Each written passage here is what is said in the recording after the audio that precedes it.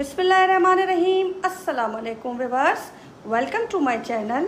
आज हम बना रहे हैं चिकन रेशमी कबाब, तो वीडियो को एंड तक ज़रूर देखिएगा। अगर रेसिपी अच्छी लगे तो चैनल को सब्सक्राइब कीजिएगा, बेल आइकन के बटन को प्रेस कीजिएगा और वीडियो को लाइक कीजिएगा। चलिए जी, अब हम चलते हैं अपनी रेसिपी की तरफ। देखिए, चिकन रेशमी कबाब बनाने के लिए मैंने चिकन बॉयल ले ली है और ये चिकन मेरे पास थी आधा किलो। इसी में मैंने हरी मिर्चें और हरा धनिया साथ ही में इनको जूसर में डाल के ब्लेंड कर लिया है, या ग्रेट कह लें आप, जैसा भी आपको ठीक लगे। और यहाँ पे मैंने ले लिए हैं पोटैटोस, ये मैंने ले लिए 3 अदद और उनको मैश कर लिया है। ठीक है, अब हम ये इसके अंदर ऐड करेंगे इस तरीके से, और इसी के साथ हम अपने फ्लेवर्स डालेंगे इसके अंदर। 1 टेबल स्पून चिकन पाउडर ले लें, 1 टेबल स्पून सूखा धनिया, कुटा हुआ सूखा धनिया है, 1/2 टेबल स्पून कुटी लाल मिर्च, 1/2 टेबल स्पून चाट मसाला और नमक आप अपने टेस्ट के हिसाब से डालिएगा। मैं काला नमक डाल रही हूँ, 1/4 टीस्पून। ठीक है जी।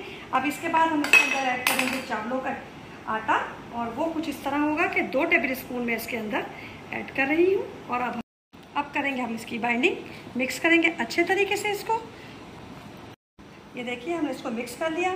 अब मैं इसके अंदर 2 टेबल स्पून ऑयल ऐड कर रही हूँ, और धनिया आपकी मर्ज़ी पर है आप कितना ऐड करना चाहते हैं।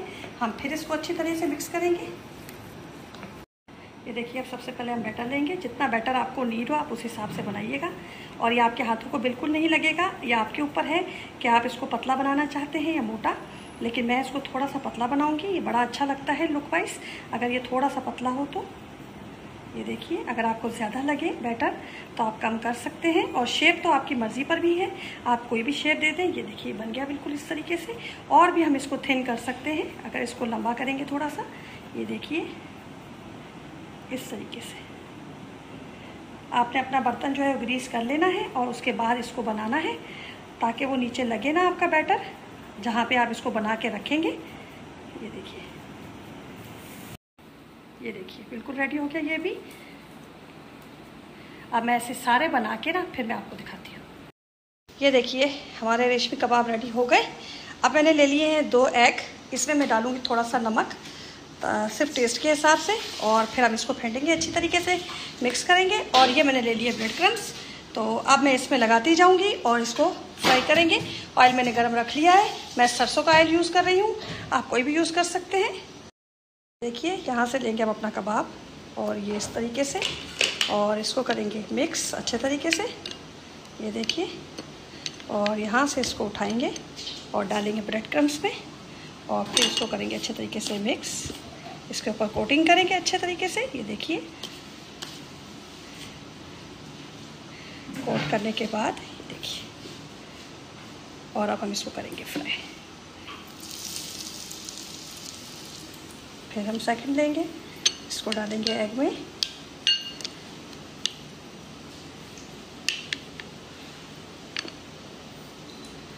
Bread crumbs,